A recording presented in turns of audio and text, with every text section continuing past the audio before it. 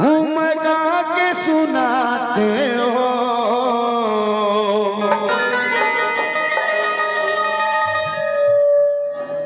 तोरे चरण कमल में हो बाबा मैं माथ नवाते हो।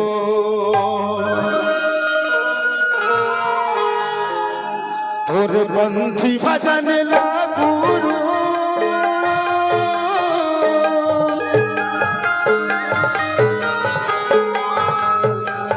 तोरे पंथी भजन ला बाबा मैं गा के सुनाते हो।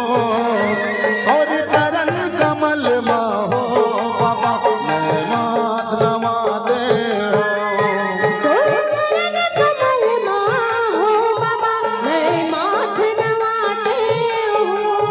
तोरे पंथी भजन ला गुरु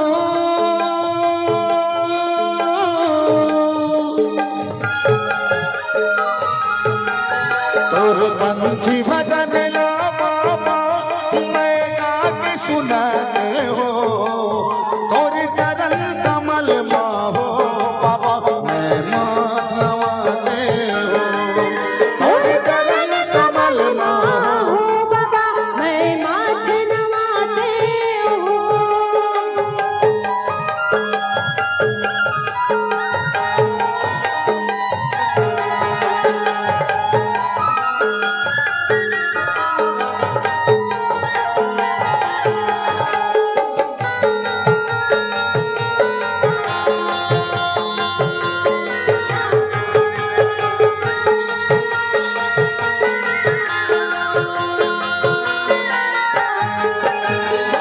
माटी के काया भटकत है बाबा आजत तोरे दर्शन लगा।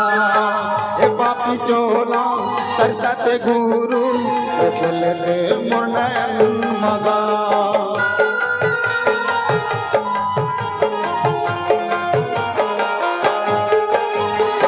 माटी के काया भटकत है बाबा आजत तोरे दर्शन लगा।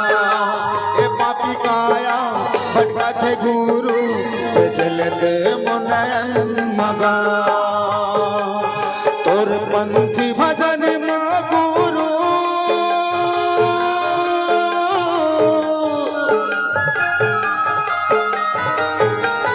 तोर पंथी भजन में बाबा मोरे जिंदगी बहाते हो। और चरण कमल में हो बाबा मैं माथ नवाते हो।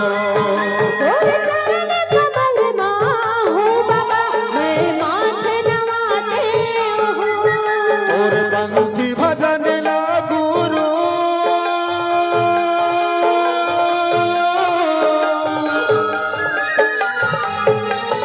तोरे पंथी भजन ला बाबा मैं गा के सुनाते हो। तोरे चरण कमल में हो बाबा मैं माथ नवाते हो। तोरे चरण कमल में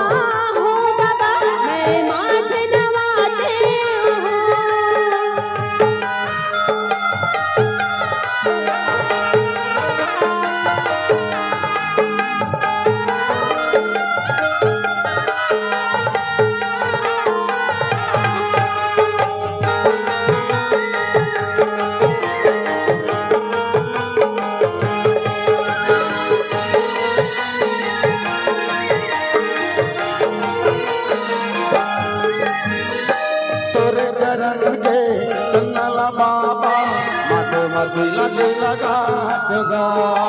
पारा पारा खोरे गली माँ नामेला तोरे गोहरात हो।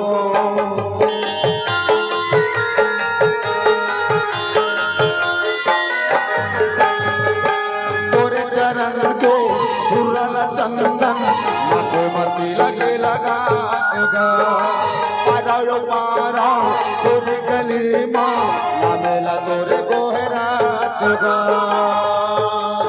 तोरे पंथी भजन ला गुरु